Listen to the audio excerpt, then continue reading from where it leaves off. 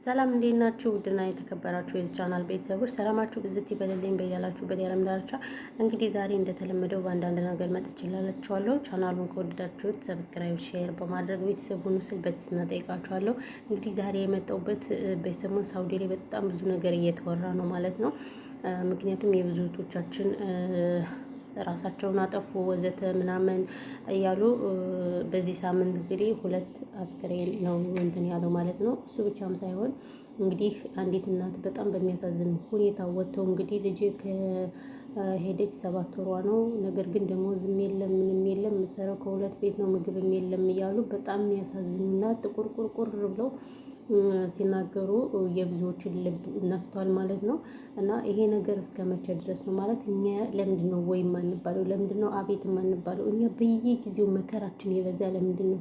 እግዚአብሔር ሌላ እነዚህ እንትን ዩጋንዳዎች ምናምን ተደውሉላቸው ራሱ ስልክ እንዴት እንደሚመልሱ ደስ ሲሉ የሚገርማችሁ አንዲት ኬንያ ነበረች እኔ ጋር የምትሰራ ማለት ነው። እኛ ማለት ሴትዮዋ ልጅ ቤት የምትሰራ ነበረች እና እሷ የውሰኳን ማለት በምንም አይደለም በምግብ ትበላለች፣ ችግር የለውም ስልክም አላት እና ስራ ስለሚበዛባት ልጁ ከሱ ጋር ይተኛል። ገባችሁ? ከሷ ጋር ይተኛል እና ከሷ ጋር እንዲተኛ አልፈለገችም እሷ ደግሞ ስለዚህ እና ደወለችላቸው። ስትደውልላቸው በደቂቃ ነው ለሰውየው የደወሉለት። በደቂቃ ሳይውሉ ሳያድሩ የደወሉለት። አያችሁ። የእኛ ግን ራሱ ተገለው ራሱ እንግዲህ አይታችኋል።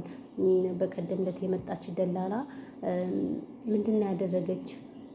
ስልኳን ብሎክ አድርጋ ራሷን ሽንት ቤት ያጠፋችው ምናምን ብላ ጭራሽ ለእነሱ አግዛ ነው በማይሆን በሽርፍራፊ ነገር ተደልለው እህቶቻችን እንደዚህ እያደረጉ ያሉ። አሁን ደግሞ በጣም ብዙዎችን እየገረም በጣም ብዙ እንትን እያልኩ ያለሁት እንደተረዳሁት ብዙዎች ለምሳሌ እዚህ ይቀመጣሉ። ከሌት ኤጀንሲ ናት፣ የፈረደበት ቲክቶክ አለ፣ የፈረደበት ፌስቡክ አለ። ያም እናመጣለን እያለ በየቦታው ያመጣል። ነገር ግን የእህቶቻችን ህይወት ይቀጫል። ከመጡ በኋላ ስልክ ሲደወልላቸው ብሎክ ወዘተ ነው የሚያደርጉት። ስለዚህ ይሄ ሁሉ መከራ መቼ ነው በቃ የሚለን? እውነት ለመናገር በጣም ጥሩ ነበሩ። እዚህ አሁን ሳውዲዎች ጥሩ ነበሩ። አሁን ነው በቤተሰቡን የተነሳባቸው። እኔ አላቅም አዳዲስ ሰራተኛ ቋንቋ ስለማይችል ይሁን ምናምን እኔ እሱን የማውቀው ጉዳይ የለም። ነገር ግን እኔ እንደዚህ አልጠበቅኳቸውም ነበር። የእውነቴን ነው የምላችሁ። በአንድ ሳምንት እንግዲህ ያሰባችሁታል 2 አስከሬን ገና አዳዲስ ልጆች ናቸው። ብዙ ጊዜ ያልሰሩም ቋንቋ የላቸውም። ስለዚህ እነዚህ ልጆች መስራት ካልቻሉ በቃ የሚከፈለው ተከፍሎ ወደ ሀገር ነው መሸኘት ያለባቸው። አይኖ አንድ ሰራተኛ 2 ዓመት እስከሚሆኑ ድረስ መሳፈር አይችልም። ነገር ግን ትኬት በእኔ እስከቆረጥኩ ድረስ ችግር የለውም መሳፈር እችላለሁ። ያው ኤጀንሲ የምን እነሱ መውጪ ስለሚያወጡ እሱ ነገር አለ። ነገር ግን እሱ እንዳለ ሆኖ ድሆች በዚህ መልክ እንትን ማለቱ ያኔ አግባብ ነው ብዬ አላስብም። በእርግጥም ያውቃሉ እኛ ኢትዮጵያውያን መንግስት እንደሌለ ለኢትዮጵያ ማንም ተጠያቂ እንደሌለ ስለሚያውቁ ለዛ ነው ዜጎቻችን እንደዚህ በየጊዜው እየተገደሉ በቃ በጣም ያሳዝናል። ማርያምን የኛ ግፍ የኛ መከራ አሁንም ቢሆን እንደቀጠለ ነው ማለት ነው። ስለዚህ ለዚህ ሁሉ መከራ ማን ነው ወይ የሚለን፣ ለዚህ ሁሉ ተጠያቂ ማን ነው ወይ የሚለን እና እኔ በጣም ነው ያዘንኩት። ማርያምን በጣም ነው ያዘንኩት። በዚህ ልክ እናቶች እየወጡ እየተበደሩ እየላኩ ኢትዮጵያ ላይ አሁን ለመምጣት አንድ ሰው አረብ ሀገር ለመምጣት ፓስፖርት ራሱ ስንት ነው? እግዚአብሔርን እኛ እኮ የመጣንበት ጊዜ እኮ ወርቅ ነበር። ዓለም በዓለሙ ጊዜ እኮ ነው እኛ መተን እዚህ ብስብስ ብለን የቀረን። እኔ ፓስፖርት 300 ብር ነው ያወጣሁት። ወደ ሳውዲ ስመጣ ደግሞ 3000 ብር ነው ያወጣሁት በደላላ ዝም ብሎ።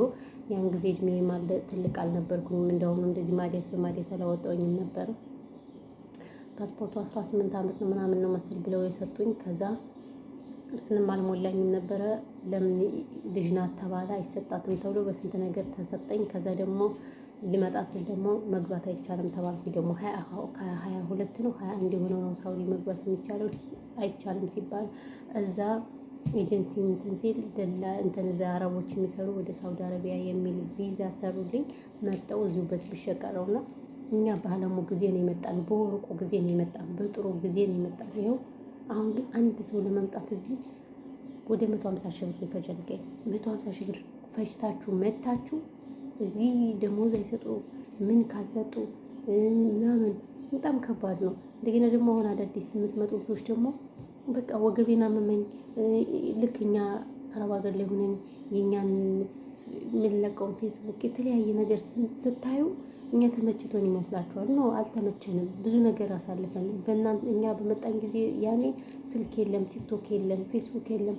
አርፈን ስራችን ነው የምንሰራ። አረቦች በጣም እስከሚወዱን ድረስ እንዳሁኑ አይደለንም። እና የአሁኖች ራሱ አንዳንዶች ስልክም እየተቀበሉ ነው። እንደዛም ሆኖ ግን ወገቤን አመመኝ የሆነ ነገር ይላሉ። ይሄ ደግሞ ፈጽሞ ስህተት ነው።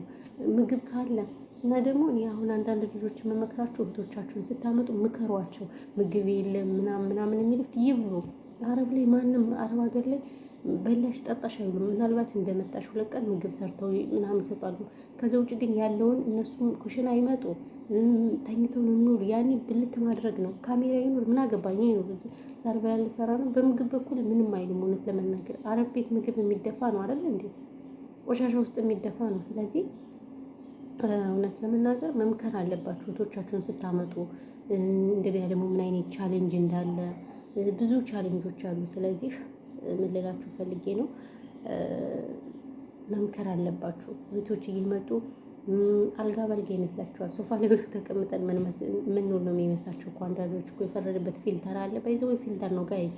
ፎቶአችን በየቲክቶኩ በየፌስቡኩ ስታዩት ፊልተር ነው እንጂ ተመችቶን አይደለም። ኖርማል ቪዲዮ ማለት ይሄ ነው። ይሄ ኖርማል ቪዲዮ ሲሆን ደግሞ አያችሁት፣ እዚህ ጋር ማዲያት አለ፣ እዚህ ጋር ማዲያት አለ፣ ፀጉራችን ተመልጧል ምናምን ሰው ይሄ ነው። ግን አሁን ይሄ ፊልተር ያብለጨልጫል በቃ እና እጅሮች ወይኔ ዘንድሮ አለ ሀገሬ ሰው። እና ለማንኛውም ቤተሰቦች ይሄ ነው ብቻ በጣም ያሳዝናል ያለው ነገር። እና ራሳችሁን ከእንደዚህ አይነት ነገር ጠብቁ ነው የምለው። እኔ ሌላ ምንም የምለው ነገር የለም። ውዶች፣ አማሮች፣ ፍቅሮች ይህኛ መከራ በዝቷል። ቢወራ ያልቅም። ሀገራችን እንደምታዩት በጣም ብዙ ነገር አለ። እዚህ መተን ደግሞ ካልተመቸን በቃ ያስጠላል። እና እኛ ምን እንደምንሆን አንዳንዴ ግራ ነው የሚያጋባኝ እውነት ለመናገር። እና ያለው ነገር ይሄን ቤተሰቦች በተረፈላችሁ ወሬ ያላብዛባችሁ። ሰላማችሁ ብዙ ትርፍርፍ ይበልልኝ። ፈጣሪ ኢትዮጵያን ሰላም ያርግልኝ። የሰው ሀገር የሰው ነውና በቃ ይበለን ነው የምለውና ለዛ ነው። ሰላማችሁ ይብዛ ውዶችዬ።